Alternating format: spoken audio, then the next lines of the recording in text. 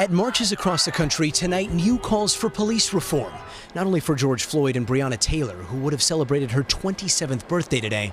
I want these officers arrested. I don't think they should still be on payroll. But now mounting outrage and calls for accountability for those hospitalized or beaten back on the protest lines.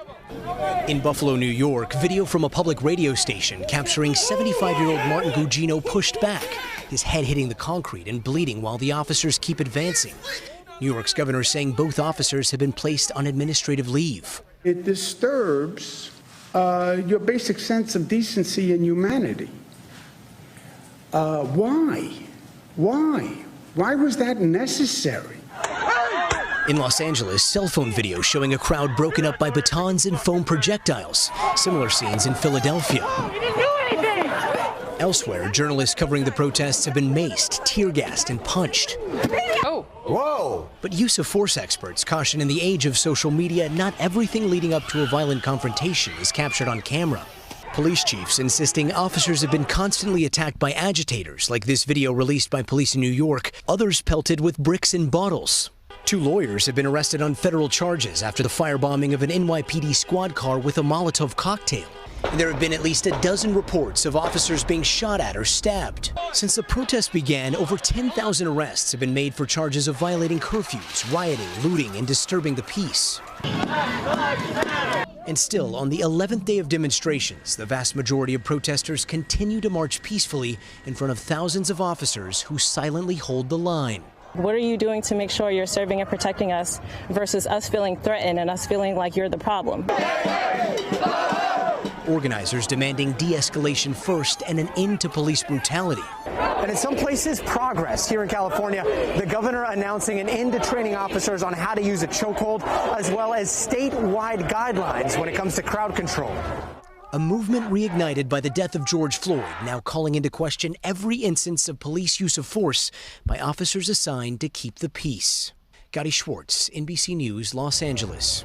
This is Gabe Gutierrez in Minneapolis, where today the city council voted unanimously to require officers to intervene anytime they see unauthorized use of force by another cop and to ban police chokeholds altogether. When I hear that, the first thing I just have to be honest is that's a pretty damn low bar just to start with in terms of that we hadn't had that.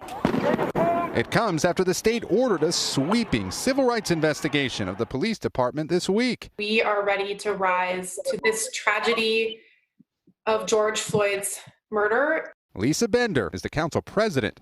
Are you dismantling the Minneapolis Police Department? Yes, I think the changes need to be that substantive and significant and will need to be done with deep engagement from our community. So to folks that idea sounds radical, I invite you into that process with an open mind. Charged with second-degree murder, former officer Derek Chauvin is due in court Monday. He's still not commented publicly. Heavily redacted personnel records show he worked in military police in the U.S. Army during his 2 stints in active service. Over his 19-year career with the Minneapolis police, he had more than 15 conduct complaints, nearly all closed without discipline, as well as several commendations. Today's changes to the department not stopping the peaceful protests. That's all we're asking, is to be able to live our lives and not have to be in constant fear. Also today, the Minneapolis City Council said it's considering renaming this street Floyd Avenue. Lester? Gabe Gutierrez tonight in Minneapolis. Thanks. And President Trump is facing criticism for what he said during remarks that were supposed to be about the new jobs numbers, instead overshadowed by what he said about George Floyd. Jeff Bennett is at the White House. During his 45-minute unscripted and freewheeling Rose Garden speech, President Trump at one point invoked the name George Floyd. They have to receive fair treatment from law enforcement. They have to receive it. We all saw what happened last week. We can't let that happen. Hopefully George is looking down right now and saying there's a great thing that's happening for our country. There's a great day for him. It's a great day for everybody. This is a great day for everybody. This is a great, great day in terms of equality. After the speech, the president shushed a reporter who asked how he plans to address systemic racism. What's your plan? Because our country is so strong, and that's what my plan is.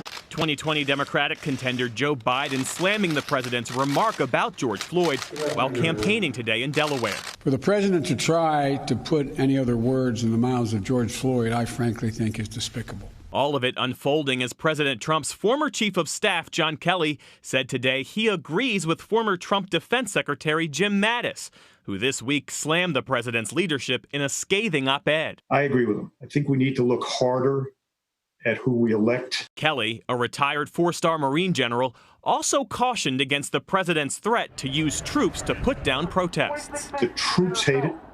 They don't see it as their job. They don't want to be used in that way unless it's really extremist. Since Monday's unrest, workers have transformed the already secure White House complex into a fortress, a tall wall of steel fencing now surrounding the perimeter. And the Trump administration has deployed an alphabet soup of law enforcement and military personnel to police the streets of the nation's capital. D.C. Mayor Muriel Bowser says she wants them gone. We don't think that soldiers should be in the nation's capital patrolling or policing streets. We've made that formal request to the White House. The mayor sending a message tonight, directing artists to paint the words Black Lives Matter on a street leading directly to the White House, and renaming it Black Lives Matter Plaza, she says, to honor demonstrators urging changes in police practices. Tonight, Washington, D.C. is anticipating what could be the largest protest yet since the police killing of George Floyd. Tomorrow, thousands of people are expected to march here in the nation's capital. Lester?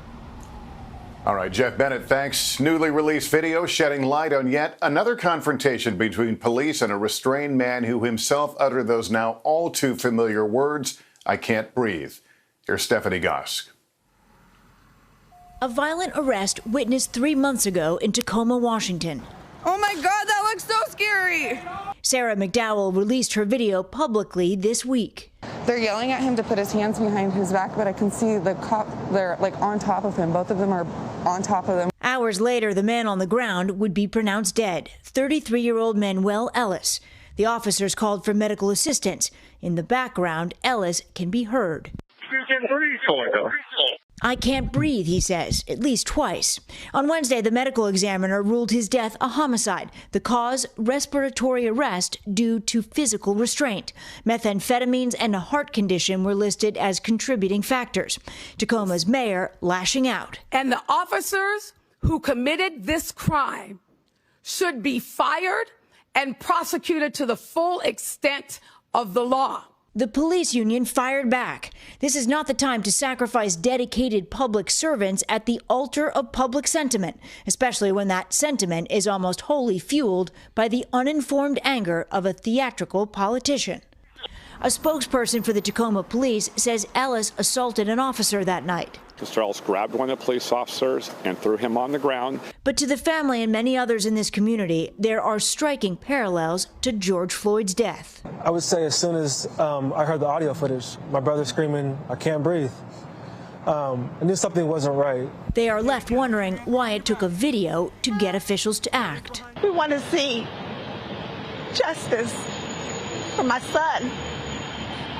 And we shouldn't have had to wait 3 months. Tonight, the 4 officers involved are on administrative leave, while Ellis's death is being investigated, and the family is still waiting. Stephanie Gosk, NBC News. Hey, NBC News fans, thanks for checking out our YouTube channel. Subscribe by clicking on that button down here, and click on any of the videos over here to watch the latest interviews, show highlights, and digital exclusives. Thanks for watching.